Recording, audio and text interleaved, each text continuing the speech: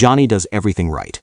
Every single month, he sits down with his spreadsheet, divides his take-home pay into 3 buckets, 50% for needs, 30% for wants, 20% for savings, and tells himself this is the year it finally clicks. He has followed this system for 2 years. He has read the articles, watched the videos, downloaded the apps, and yet every month he ends up in the same place. His needs category is already at 62% before he gets to utilities. His savings bucket gets rated in week 3 for a car repair he didn't see coming. He feels like a failure, like the problem is him, like he's missing some discipline gene that everyone else was born with. Now meet Alice. Alice earns almost exactly what Johnny earns. Same city, similar rent. She hasn't touched the 50-30-20 rule in years. She doesn't have 3 buckets.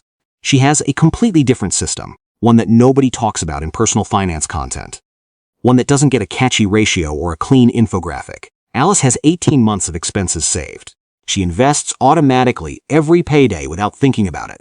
She doesn't stress about her bank account because her system handles money before she even sees it. Same income. Completely different outcomes. Here's the part that should make you angry. The 50-30-20 rule didn't fail Johnny. The rule was never built for him. It was built for an economy that no longer exists. Today we're going to take apart the most famous budgeting rule in personal finance history. We're going to look at where it came from, why it made sense in 2005, and exactly why it's breaking down for millions of people in 2025. And then we're going to show you what actually works instead, the system Alice uses, and why it works no matter what the economy does. Let's start at the beginning. The 50-30-20 rule was introduced by Elizabeth Warren, then a Harvard professor and bankruptcy expert, and her daughter Amelia Warren Tyagi in their 2005 book, All You're Worth, The Ultimate Lifetime Money Plan. The core idea was elegant in its simplicity. Take your after-tax income, split it into 3 categories. 50% goes to needs, housing, food, utilities, transportation. 30% goes to wants, dining out, entertainment, subscriptions, the things that make life enjoyable. And 20% goes to savings and debt repayment. Clean, easy. 3 buckets. Anyone can do it. And in 2005, for a certain kind of American, it actually worked. Housing was affordable. The median American household spent roughly 25 to 28% of their income on housing, leaving 50% for all needs. Housing, food, transportation, insurance, utilities was genuinely achievable. The math fit. 20 years later, the math doesn't fit anymore, and nobody updated the rule. This is failure point 1. The housing assumption is shattered. The 50-30-20 rule assumes housing is one expense inside a 50% needs bucket. But housing costs have exploded in a way that blows the entire framework apart. According to U.S. Census Bureau data, the median housing cost for renters as a percentage of income sits at 31% as of the most recent data. That is 31% of income gone to rent alone, before utilities, groceries, insurance, transportation, or a single other necessity. Let that land for a second.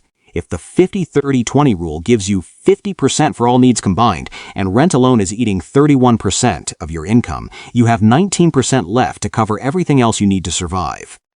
Food, electricity, water, health insurance, car payments, gas. All of it. 19%. For a median renter, that math doesn't work. It has never worked since the rule was designed. And for renters in high-cost cities, it's even worse. The national rent-to-income ratio reached 32.8% in 2024. In Florida, that number climbs to 38.5%. In Miami, more than 36% of gross income goes to housing costs. These aren't outliers. These are millions of Americans for whom the 50% needs bucket was already full before they bought a single grocery item. Over 21 million renter households spent more than 30% of their income on housing costs in 2023, which is nearly half of all renter households in the country. For these people, applying the 50-30-20 rule isn't difficult. It's mathematically impossible. You cannot fit 62% of real expenses into a 50% box. This is failure point 2. The savings rate proves the rule doesn't work in practice. If the 50-30-20 rule were working, even imperfectly, America's savings rate would reflect it. 20% savings, even 10% savings, would show up in the national data. It doesn't. The average U.S. personal savings rate was just 4.6% as of February 2025, according to BEA data. Not 20%, not 10%, 4.6%. That is the real-world result of a country where the most widely shared budgeting advice tells people to save 20%. But the economic conditions make that number fictional for most households. And the paycheck-to-paycheck data confirms it. According to Lendidu's 2025 Personal Finance Survey, 53% of Americans say they're living paycheck to paycheck. Bank of America estimates that nearly 24% of U.S. households spend over 95% of their income on necessities alone in 2025, leaving almost nothing for savings or discretionary spending. These aren't people making bad choices. These are people operating in an economic environment the 50-30-20 rule was not designed for. Even 20.6% of households earning $150,000 or more report living paycheck to paycheck. The rule doesn't fix at a higher income level. The lifestyle and cost structure simply scale up with earnings. This is failure point 3. The categories are too vague to mean anything.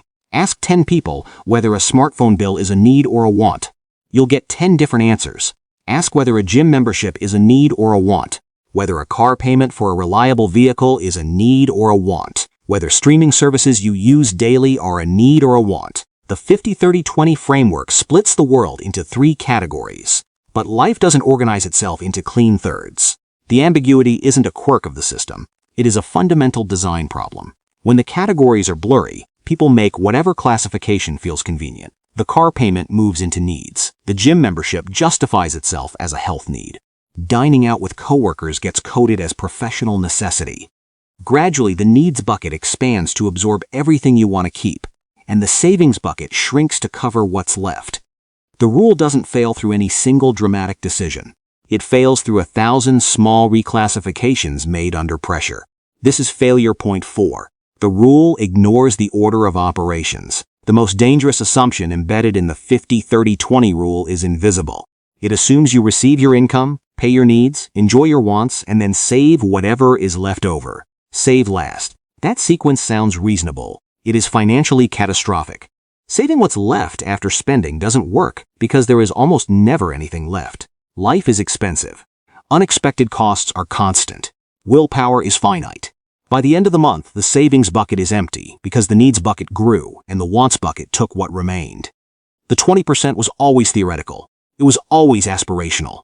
It was always the first thing that disappeared when real life intervened. This is why Johnny keeps failing. It's not his discipline, it's his sequence. He budgets in the wrong order. Now let's talk about what actually works. The system Alice uses doesn't have a catchy name or a famous book behind it. It doesn't fit on an infographic. But it is built around one insight that the 50-30-20 rule completely ignores. Human behavior doesn't follow financial categories. It follows friction. If spending is easy, you spend. If saving is easy, you save. The only budget that works long-term is one designed around the reality of how humans actually behave, not around how financial textbooks say we should. Here's the framework, broken into 4 principles. Principle 1.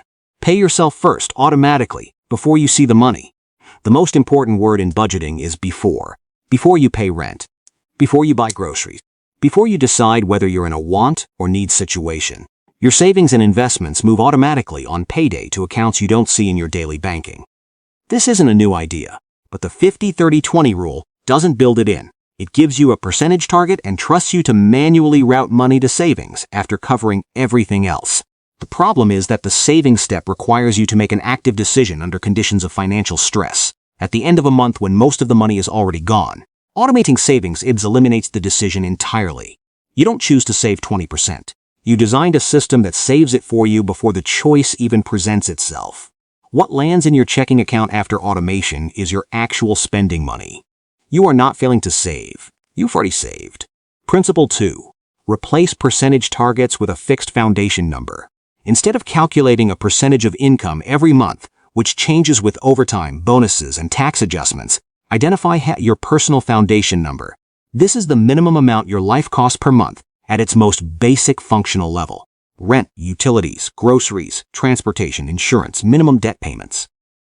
Real numbers, not estimates. Go through 3 months of bank statements and calculate what life actually cost you, not what a 50% rule says it should cost. Once you know your foundation number, everything above it is decision money. You're not trying to fit your life into a percentage. You're covering your actual foundation first, automating your savings second, and making conscious choices with the remainder. This approach works whether your needs are 40% of income or 65%. The framework doesn't break when housing costs exceed a theoretical limit. It simply reflects your reality and works within it. Principle 3.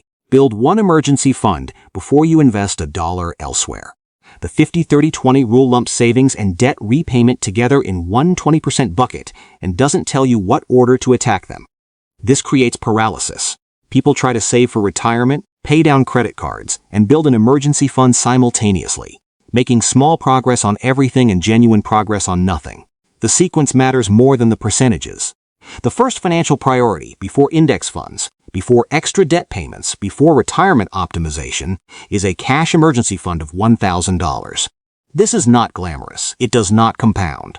But it is the single change that breaks the paycheck-to-paycheck cycle for most people, because it means the next car repair, medical bill, or broken appliance does not require a credit card.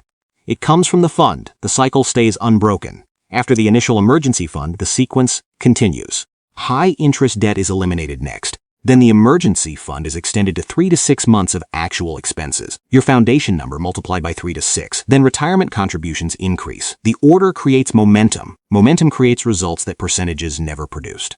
Principle 4. Use values-based spending instead of category-based spending. The wants bucket in the 50-30-20 system doesn't differentiate between spending that brings genuine value and spending that happens by habit or default. 30% gets allocated, and how you spend it is irrelevant to the framework. Values-based spending asks a different question.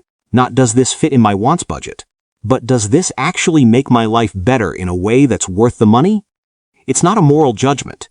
It's an honesty check. Someone who genuinely loves dining out and gets real joy and connection from it should budget for it. Someone who orders food delivery 4 nights a week out of exhaustion and convenience and doesn't particularly enjoy it is spending $30 a night on a habit, not a value. Those look identical in a wants budget. They're completely different in a values-based framework. The practical implementation of values-based spending is simple. Before any recurring expense, ask one question. If you had to restart your budget from scratch today, would you consciously choose to include this? If the answer is no, it's a habit. Habits can be cut without meaningful reduction in life quality. That money goes toward the foundation fund or savings instead. Now let's talk about how Alice puts all 4 principles together into a real system. On the first of every month, Alice's savings transfer runs automatically. She never sees this money in her primary checking account. It goes directly to a high-yield savings account and a retirement contribution. She set this up once, years ago, and it runs without any decision from her. What lands in her checking account is her spending number. She knows her foundation, her actual monthly cost of being alive, and she covers that first. Whatever remains is real discretionary income, not a theoretical 30%. Real money that she can spend freely on anything she values without guilt, because the foundation is covered and the savings are already moving. She reviews her spending once a month, not to judge herself, not to see how close she came to a budget, to check whether her spending matches her stated values. When it doesn't, when she's paying for subscriptions she forgot about or habits she doesn't actually enjoy, she cuts them. Not because a rule says she's over a category limit, because she decided those things aren't worth it. This is what the 50-30-20 rule never gave Johnny. Not 3 buckets, not percentages. A system that works before willpower is tested. That reflects real housing costs instead of theoretical ones, and that tells him where to start instead of presenting a destination without a map. The rule isn't useless for everyone. For someone earning well above median income in a low cost of living area, the 50% needs allocation may be genuinely achievable. For a first-time budgeter who needs a simple mental model before building something more sophisticated, the framework provides a starting point. These are real use cases, and the rule has value for them. But for the median renter paying 31% of income just on housing, in a city where housing has climbed 3 times faster than wages since 2000, following the 50-30-20 rule isn't a path to financial stability. It's a monthly exercise in confirming that the math doesn't add up. Here is what nobody tells you when they hand you the 50-30-20 framework. A budget isn't a set of rules to follow. It's a description of your values written in numbers. The 50-30-20 rule describes a generic version of financial priorities designed for a generic economy that no longer exists for most people. It cannot account for your housing costs, your income, your city, or your life. The budget that works is the one that describes your actual life, automates the most important decisions before you make the worst ones, covers your real foundation instead of a theoretical percentage, and reflects what you actually care about spending money on. Johnny is still sitting his spreadsheet, dividing numbers into 3 categories that don't fit. Alice already saved this month. She did it before the month started. That's the only difference. That's the whole game. You don't need a perfect ratio. You need a system that works even when you're tired, even when life is expensive, and even when your rent is already 31% of your income. Build the system. Automate the hardest part. Cover your real foundation. Spend the rest on things that actually matter to you. That's not a rule. That's a budget designed for the life you're actually living. Before we wrap up, let me give you the practical first steps. Because a framework without a starting point is just another concept that feels good and changes nothing. This week, pull up 3 months of bank statements. Don't judge what you see. Just add up what your life actually costs at its most basic level. Housing, utilities, groceries, transportation, insurance, minimum debt payments. That total is your foundation number. Write it down. This is the first honest financial number most people have ever calculated about their own lives. This month, automate one savings transfer, even a small one, to happen on payday the same your income arrives. The amount matters less than the timing. Start with whatever you can, $100, $50. The habit of moving money before you see it is the structural change that everything else is built on. This quarter, go through your recurring expenses and apply the values test. Not the wants test, the values test. Would you consciously restart each subscription, membership, and habit if you were setting up your finances from scratch today? The ones that survive that question, keep them with no guilt. The ones that don't, cut them and redirect that money toward your emergency foundation. This year, work toward having one full month of your foundation number sitting in a separate account you don't touch for daily spending. 1 month, not 6. 1. That single month of reserves changes your psychological relationship with money in a way that no budget percentage ever will. When the car breaks down, you don't panic. You don't reach for credit. You cover it and rebuild. The cycle stays unbroken. The financial system that actually works isn't built on ratios. It's built on sequence, automation, and honesty about what your life actually costs. The 50-30-20 rule gave millions of people a starting framework in 2005. But a starting framework that hasn't adapted to a world where housing has outpaced incomes for 2 decades isn't guidance anymore. It's a guilt trip disguised as a plan.